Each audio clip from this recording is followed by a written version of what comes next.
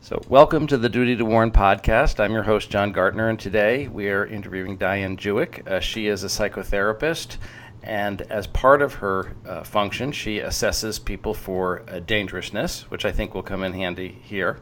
And in her prior life, she worked in the nonprofit area, protecting the rights of minorities, also very relevant to what we're talking about today. So given your background as a psychotherapist, as someone who assesses dangerousness, and as someone who has worked with minorities, I have three questions for you that you can answer in any order. One, what is wrong with Donald Trump? And number two, what makes him dangerous in your view, if you think so? And third of all, how has his election affected vulnerable populations and minorities? Well, I think I want to start. First of all, there's with Duty to Warn, there's a lot of question about the Goldwater rule. And so for me, I actually have in our pecking order the lowest level of licensure. I'm actually licensed as a licensed mental health counselor. I actually qualify for a slightly higher one, but this is the least expensive. So what it is a more freeing, the American Counseling Association does not have that ethics. And in fact, we have strong ethic for public education, which is also in the APA. But because of that, what I do have to do because of my particular licensure is state before I say anything that I'm speaking for myself. I'm not speaking for all counselors, and I'm coming from a place of my education and experience, but take that for, I'm talking for Diane Jhueck here, what I have to say. In terms of what you asked about what's wrong with Mr. Trump, I think for those of us who are in this field, if it weren't so terrifying, it's kind of fascinating because it's so extreme.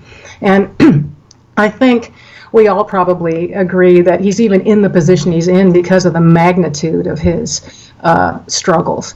So for me, I don't believe I've ever seen anyone in my career before who I would say probably has 4 personality disorders.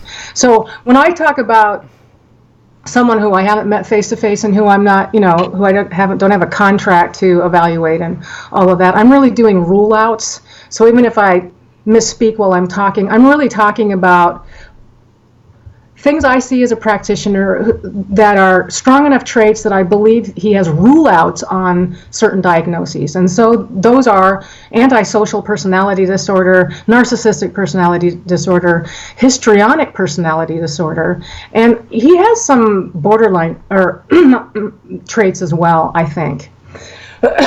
And he seems psychotic. He seems hypomanic, and another very serious issue is whether he has at least the onset of Alzheimer's.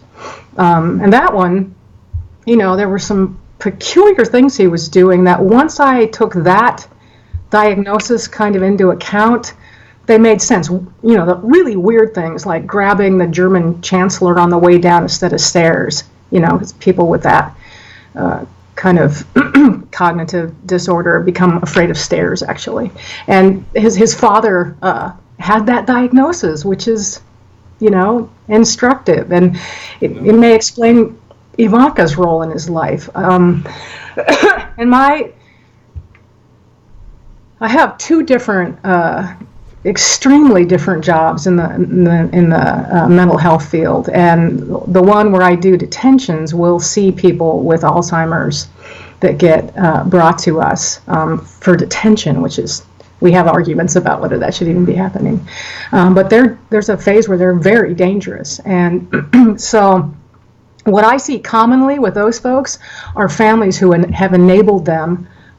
They haven't been diagnosed for a number of years because the family will kind of enable them for a while. Sorry, I got to turn something off here before someone starts talking to me. All right. So those are in the decades worth of public record on him. Those are the things that are just impossible for, I think, almost anyone in our field to just not see. They're not subtle. These are not Yeah, subtle it's not signs. subtle. That's about the last thing you could ever apply to that fellow. Right. But the other thing is that I can't remember who did this study. You may remember it, but it was a really good study, and they came up with, I think, 48 or 49% of the presidents that they looked at. They didn't look all the way back in time, but but basically they came up with a statistic that really they didn't take personality disorder into account. So over 50% of our past presidents have had a mental health diagnosis was the outcome of that study. So clearly, just having a mental health issue is not a limiting factor. The issue really is dangerousness. Yeah, say more about that, because a lot of people have complained that are diagnosing Donald Trump, and by the way, I agree with all of your diagnoses. I do, and I think Yeah, they all apply, and I've written about that in the chapter that I submitted to Bandy Lee's book, that he meets criteria for all three personality disorders. I would also add paranoid personality disorder. Oh, that's right, yeah. And hypomania, and now we have this rule out about Alzheimer's. And these are not subtle signs. But a lot of people have complained that we're stigmatizing the mentally ill by pointing out his being incapable of serving as president because of his mental dysfunction. But as you're pointing out, there's mental illness and there's mental illness. Something like different statistics will say a large proportion of the population has a mental illness, but what percent of the population is disabled by their mental illness? It's a much smaller component. And we are discussing, as you say, very serious, multiple mental illnesses that are not subtle, that are grossly affecting his functioning.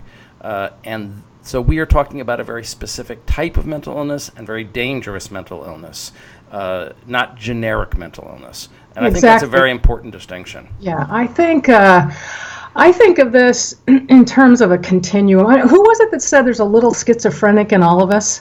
You know, I mean, these traits that lead to, at a certain point, someone diagnosing you with a mental illness.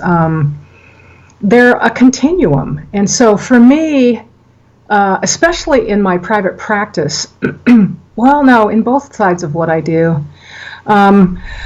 It's really about magnitude. It's about how extreme. So first of all, do they have XYZ traits? If they do, then they're in this category. You know, I mean, it's very important to know if it's organic in some way, you know, because then there's a different thing going on, and then there's a different approach that you take. But in general, most of the diagnoses, they're just a conglomeration of traits, and you look at the little list and you figure out which one they're in. But then it's magnitude. And I think that, then it's also volition. So the issue with him is, and I think the thing to feel, one of the things that I kind of want to bring up in my chance to talk with you is the topic of empathy in a way. And one of the things about him is this guy doesn't have any choice about what he's doing. You know, he has less choice than I usually see, and I'm dealing with people who are right now either going to kill themselves or kill somebody else. You know, those are the people I see. I don't get called out on somebody who's just having a bad day. You know, the people I see are, you know, I think in Buddhism they would call them hungry ghosts. They are, and so the people I see in my private practice, not the case at all. You know, but so a thing to be aware about. He can't even, we've had other presidents who I think had mental illness that may have interfered with their job, but they also had handlers who could, except for in Nixon's case at the very end, could kind of step in, and in fact Nixon was being handled. The reason he didn't kill us all is likely his chief of staff telling everyone else to talk to him and not Nixon about anything that had to do with the nuclear codes or anything like that, even though it wasn't actually, I don't know if it was actually technically illegal, but it would definitely, I think it was illegal to do that. But this guy clearly doesn't, so he's extreme, and he's got no capacity to choose his behaviors. And to me, that makes him very, very dangerous. You know, he couldn't, if he were to meet one of my colleagues in an ER somewhere, he couldn't contract for safety. He couldn't make a safety plan and live up to it in the next 3 minutes, probably, right? So, yeah. In my private practice, I'm a system-trained person. I do internal family systems therapy, which was developed by Richard Schwartz over 20 years ago. It's not that well known, but it's an evidence-based approach. But it's also not pathologizing. I don't use the DSM-5 in that work at all. It's a completely different type of work. And people come in, they can have really bad problems, but they get better almost always. In my other work, I go in, I only use the DSM-5 in when I'm called out to evaluate whether someone has a mental illness, and because of that mental illness is danger to self, others, property, or gravely disabled. In that work, it's completely pathologizing, and I only use the diagnostic manual. So they're really, really different ways of being in our field, and it's interesting for me to think about Trump in that context, because he's at a place right now where what he needs is a DMHP, which is the detention part of what I do. But it's easy to forget that what I know from my work in my private practice is that everyone is a human being, and that deep inside of everyone it's the same internal landscape. Like, I feel in a way like I get invited into this kind of dimension of existence that is a emotional, mental landscape. They can picture it, they can look inside of it, and they can tell me what it looks like, and they can populate it with probably symbols, but like people, things like that. So I'm pretty sure if I got him in to my clinical practice, that what I would end up being shown is this naked, screaming, crying little boy. Wow, it's almost going to make me teary, in a dark corner somewhere, all alone, abandoned, right? And that everything he's doing to us is to try to solve that problem. Wow, I have to say, I'm really impressed with your empathy. If you can empathize with Donald Trump, then that's pretty good.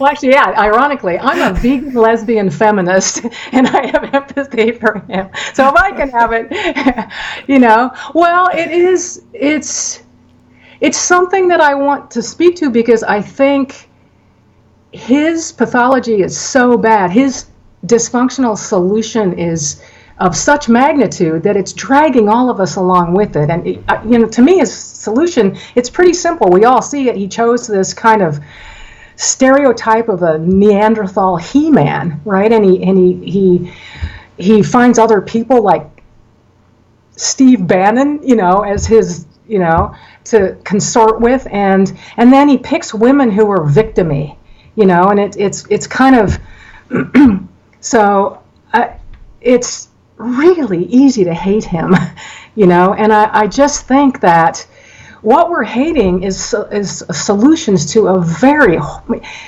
in my practice, because I do what we do in internal family systems is sort of peel back these layers, and in a lot of types of therapy like that, you see down into the original causation, and it's always a little very vulnerable, very frantic. You might have a couple come in who they're arguing about what to eat for breakfast, but it's like they're in a life and death battle with each other, and it's because these little parts of us inside really do think we're going to die. So he thinks he's going to die. Every time we criticize him, every time he sees anything on the news, it's lethal to him. He actually thinks he's going to die. And so the problem is he could kill all of us as a result of that.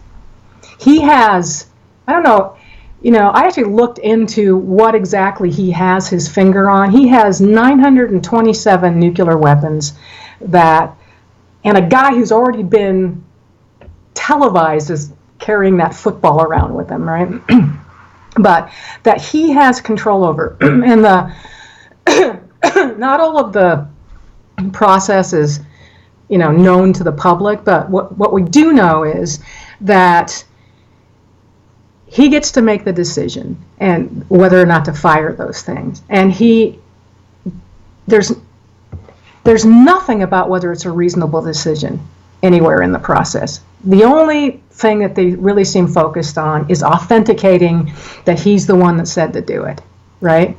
So when someone comes into where I work, typically we see people in the ER when we're doing a DMHP evaluation because they have to be medically cleared before they can go anywhere. So if they're going to go to a psych unit, they have to be medically qualified too. So we tend to, sometimes we go to the scene, sometimes we go to a police department, but usually we go to the ER. So when I see people in that setting, it's been an interesting parallel to me in terms of this question of can we diagnose him, from afar. But we have 30 years or more of video record on him. What I get in that setting is 20 minutes, maybe an hour of talking to this person that I'm never going to see again, Yes, I think that's an excellent point. Those who Yeah. say that we're doing a casual diagnosis from afar, I think we know more about Donald Trump than I know about most of my patients put together. Yeah. And it's not really been that afar. We've spent like 6 hours a day watching him on TV for the last 2 years. That's a lot of data.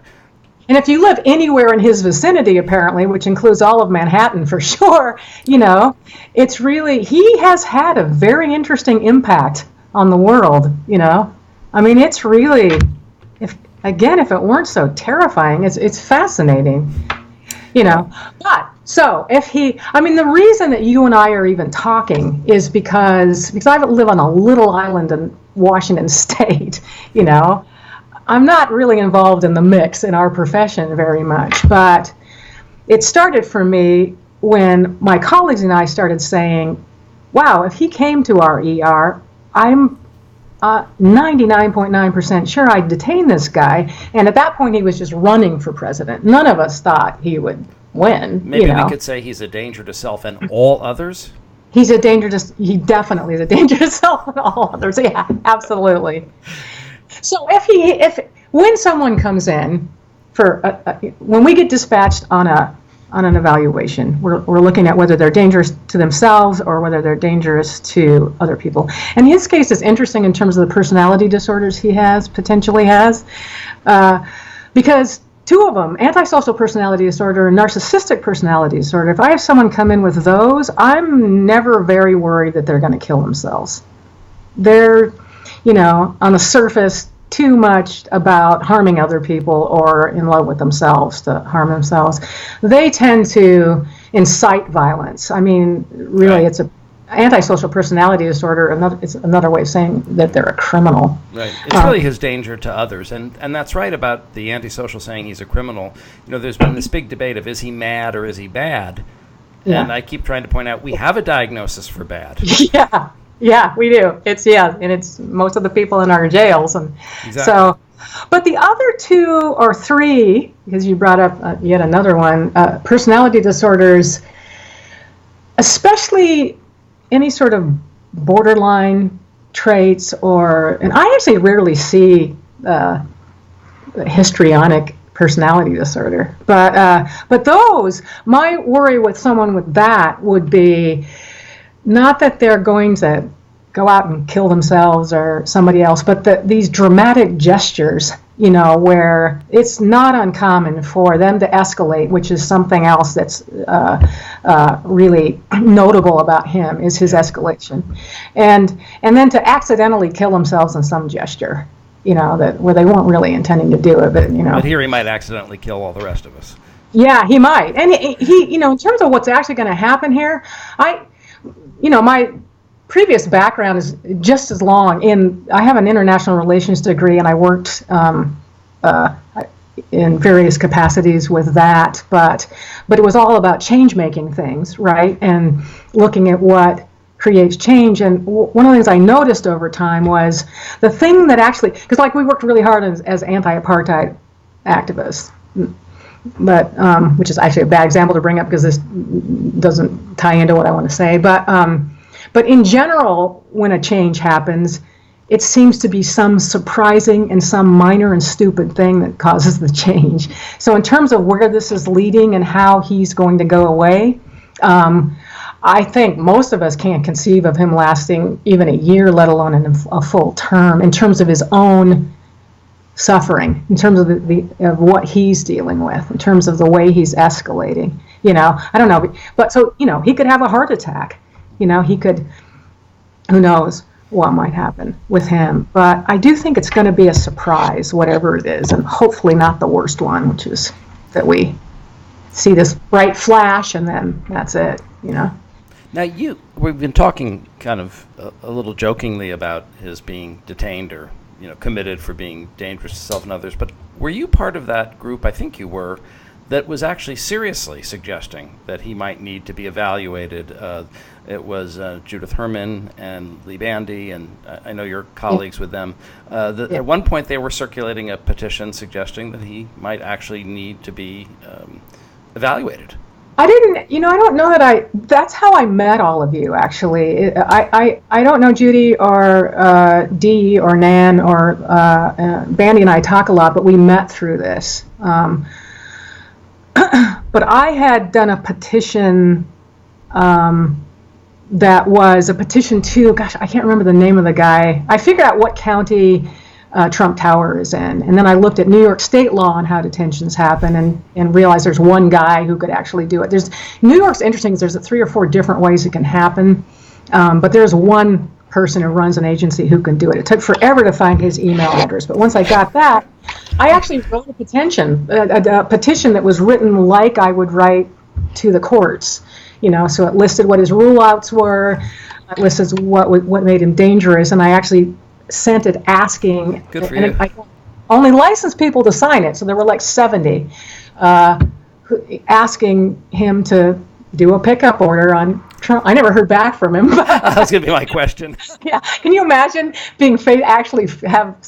I didn't. Yeah, I don't know if he ever even got it, or what the feeling was in being on the receiving end of that. But if that had happened, your hate mail would have exceeded mine. Yeah.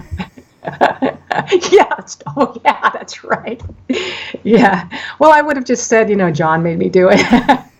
Call him. Here's his number. Oh man. But I do want. So someone comes into an ER, I get dispatched, and the things that I look at are, how impulsive is this person? So do they have means? Do they have weapons? Are they, stuck in a wheelchair somewhere, or could they actually walk to the person's house that they're threatening, but do they have weapons? I also look at, what's prior history? Have they been hospitalized as being dangerous before, even voluntarily? What does their therapist say? What do experts say about them that know about them? What does their family say? I think this is a very hidden part of what we do in the mental health world. It's highly confidential.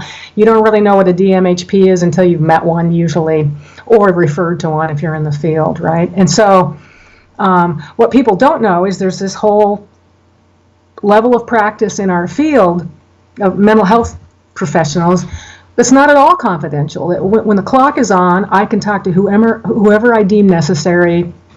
I interview them. I try to get history.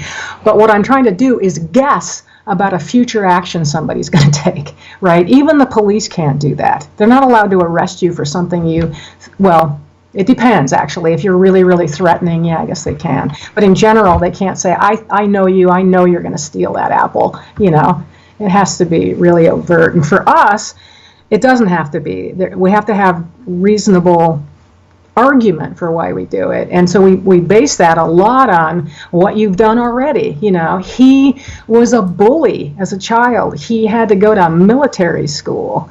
He has all of these horrific things he said about women on record, and claims against him for having actually acted on things.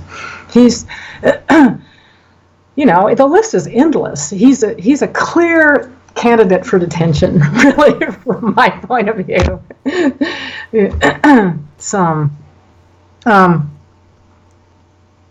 But I think it also, there's that. So we keep speaking to it, right, John? That's what we can do, is just keep speaking to it. But there's also, what's next. And I have to just assume that there are so many people activated. People call it woke up, that have you heard that? It's like, as an activist trying to get people to go to rallies and things like that, I've never seen anything like it. The Women's March, the day after he's elected, what was it?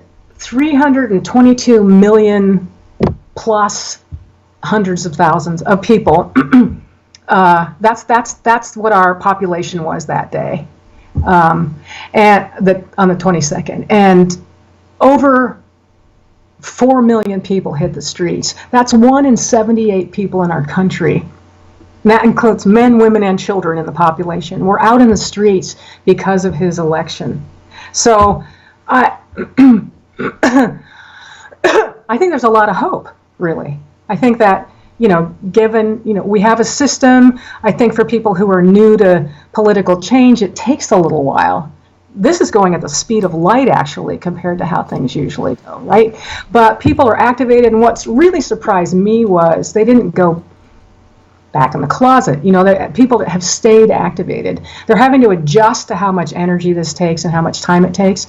But, their social media technology is really helping with this. People are kind of, encouraging each other. And well, let me ask you another question. As a woman, as a member of the gay community, as someone who has been concerned with minority rights, how do you think the ascendancy of this bully, this pussy grabber, is affecting the vulnerable among us? Well, I always have about 20 different thoughts on something, so let me pick one.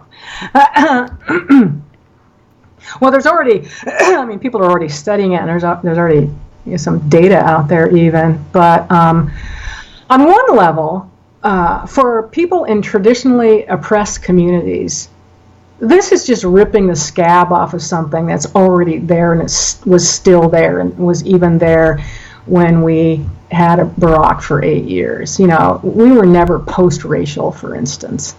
And I think it's magnifying everything, it's highlighting everything, it's defining everything. So, for instance, when people think of oppression, often they think of Black people, maybe not all people of color, for instance, and there's good reason for that. That's a very, very oppressed group of people.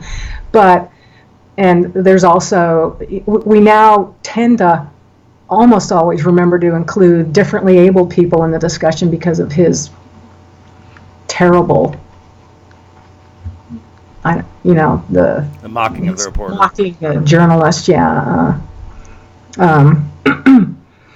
trans people in the LGBTQ community, trans people in particular seem to be a target. And so those issues are rising up again. It's just made it clear that they never went away. And I am a systems therapist. And so, our particular branch of the craft was developed by looking at systems, natural systems, how rivers flow, how computers work, things like that. And so homeostasis is a concept that's part of what we talk to our clients about. And so for me, so systems, natural systems try to go back to wherever they were, basically. And that's a,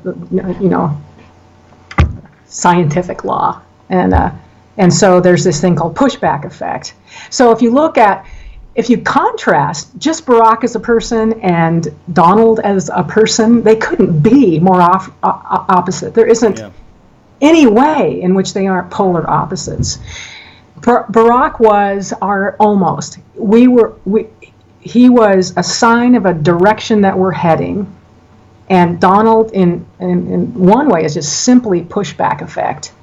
And so if I have a client in my private practice who is dealing with some behavioral thing they want to change, and their whole family wants them to change, and they come in and they start changing, and then they come back to me and they say, all these terrible things I'm getting this pressure from my family really effectively to be back the way they were, like it's classic for an alcoholic to begin to try to go into recovery, and then their family actually does things unwittingly, a way to push them back. We view that as systemic. We don't see that as these terrible people who, they're not letting their person heal. We think they almost have no choice, and that pushback is a natural function. And so what I tell my clients is, first of all, if you're seeing pushback effect, it means the change was real. The change that you were trying to accomplish was real and significant. But it also means that you're now about to commit technically an unnatural act, because you're going to go against homeostasis. And if you persist against the pushback, real change happens. And I've seen it with hundreds of clients that I've worked with as a test.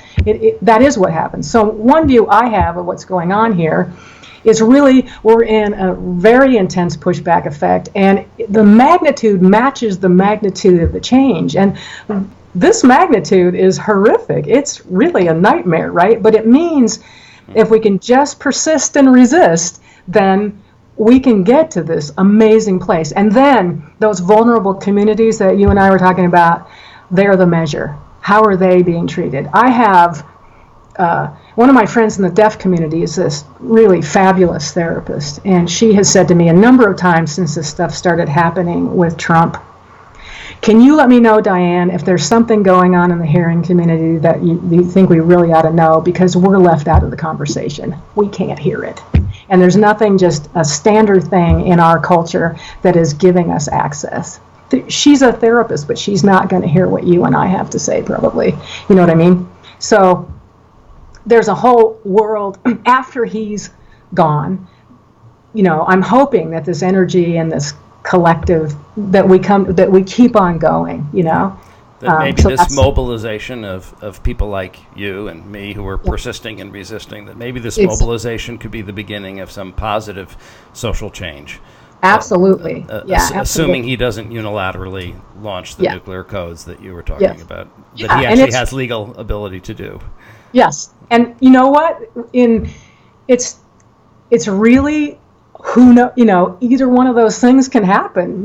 It's really. So we might make great progress, or we might all be dead. Not sure which. Absolutely. I know. But also in terms of that, just as a moving into my political science background just for a second, he wasn't elected. If our founding fathers actually, set up something that was reasonable at the time called the Electoral College, and they didn't have the technology we have. People didn't have the education we have now. It was kind of a thing they needed to make sure that that the decision was a good one. And now what the Electoral College is, as an example, is how we couldn't really have a panel that, I don't think, this is definitely my opinion, that clears our future presidents in terms of their mental health. It's just too easy for it to become politicized.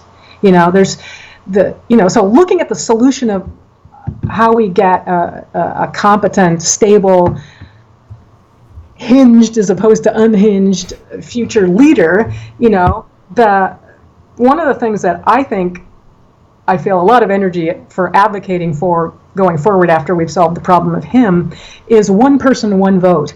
We have the capacity now to just all individually vote for no more gerrymandering, no more Electoral College. We just send our votes in. And if that had been what we were doing, Hillary would be president.